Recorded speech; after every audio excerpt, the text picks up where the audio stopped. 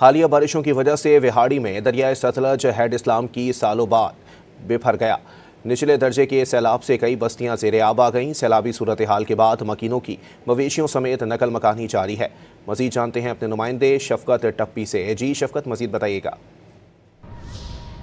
जी बिल्कुल, दरिया सतलुज कई दहाइयों के बाद बिफर गया। सैलाबी बंद टूटने की वजह से मजीद तबाहियां जारी हैं, जिससे मुतअद्दिद बस्तियां ज़ेर-ए-आब आ चुकी हैं। हज़ारों एकड़ खड़ी फसलें तबाह हो चुकी हैं। रेस्क्यू टीमें इमदादी सरगर्मियों में मसरूफ हैं। मिशन मुल्तान राणा करीम ने डॉन न्यूज़ की खबर पर एक्शन लेते हुए DC विहाड़ी, अमराना तकीर के हमरा दरिया सतलुज, हेड इस्लाम, मैसी सैफन और मुतासर इलाकों का विजिट किया। तमाम महकमों को मिशरी जज्बे के साथ काम करने की हिदायत की। लोगों ने नकल मकानी शुरू कर रखी है।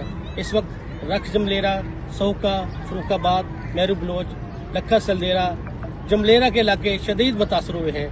इंतजामिया की जानिब से लोगों को महफूज मकामात पर मुंतकिल किया जा रहा है। इसके साथ साथ रिलीफ कैंप, खेमा बस्तियां भी कैम की गई हैं, जहां पर सैलाब मुतासिरीन के लिए इकदाम किए जा रहे हैं। इस वक्त असल मसला नकल मकानी करने वाले अफराद की ज़रूरियात ज़िंदगी, इनकी अद्वियात और खुसूसन जानवरों की खुराक का है, जिसके लिए इकदाम करने की अशद ज़रूरत है, ताकि सैलाब से मुतासरा इन अफराद को मज़ीद मुश्किलात न पेश आएँ। जी।